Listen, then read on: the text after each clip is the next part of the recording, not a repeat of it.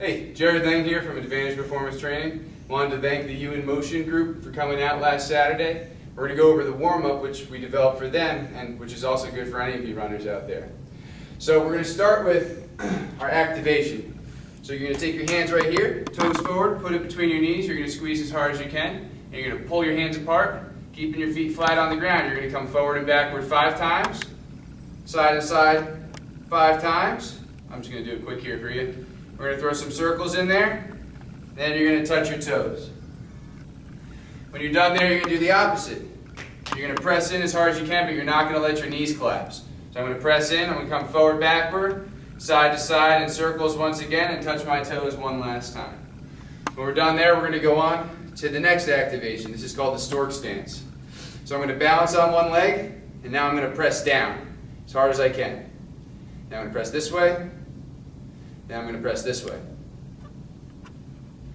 Once we're done there, we're going to do a couple of different lunges. I'm going to show you 2 different times. Any of these you can do. You can do forward, you can do backward once you get a little better at them. But it fires up the legs and everything you need, the core, for your running. So I'm going to stay tall. I'm going to lunge. If I lunge on my right leg, I'm going to take my right hand. I'm going to reach all the way up. Left leg, left hand all the way up.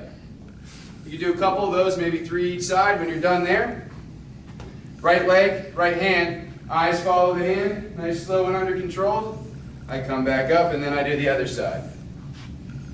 The last one, I'm going to show you backwards, is I'm going to lunge backward, stay tall once again, my left leg is in front, so I'm going to take my right arm, I'm going to lean, feel a slight stretch, under control, and drive up.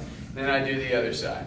Once you finish a couple of those, you can find yourself a tree, a wall, wherever you're running, you're going to do some ankle moves. You can pretend this is my tree. You're going to set your foot about 6 inches away, keeping your foot flat on the ground in a direct line.